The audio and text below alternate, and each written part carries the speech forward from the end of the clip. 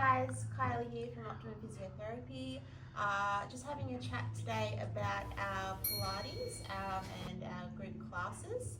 So big part of our clinic here is our Pilates. We have a lot of participants that do it and really enjoy it and find it really beneficial.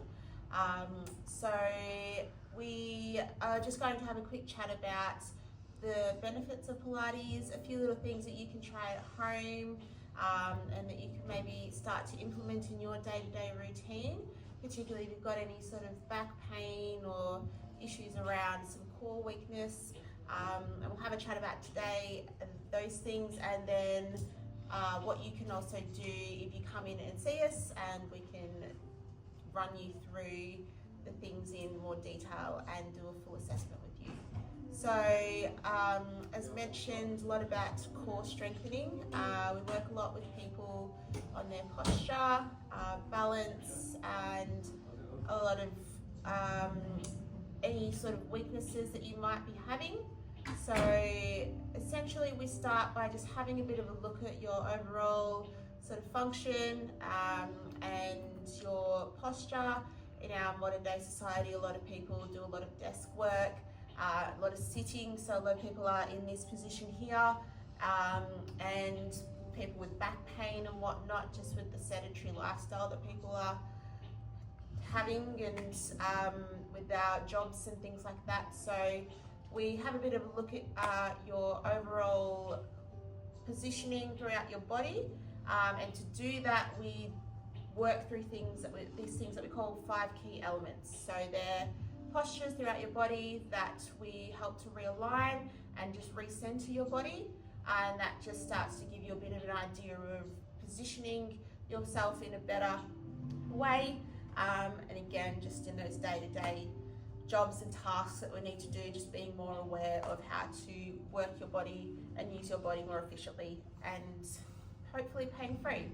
So we generally start with the bottom and look at your feet. If you've got any ankle or feet pain, and what's sort of happening through those joints, whether people roll in or out, and then we just try and get people to center that weight evenly through their feet as much as possible. And then we move up to sort of the knees and the hips and pelvis. And again, some people a little bit more arch through their low back, which can cause a lot of pain, compress the joints around that area. And then some people are a bit more flattened through their low back, so they're tucking under. So we just try and get people to start working through that area, mobilizing a little bit through the low back, just to try to find a bit more of a neutral position, which again then helps reduce the stress and the tightness around those lower back areas and the hips, and again just start to think about how that can translate into your everyday life. So then from there we come up into the upper body, thinking about the positioning of the chest and shoulders. Again, a lot of people are rounded through the shoulders, so we just think about opening out through the chest. That also helps people get a bit more air into their lungs as well, opening out, which we all need to keep breathing, taking some nice deep breaths.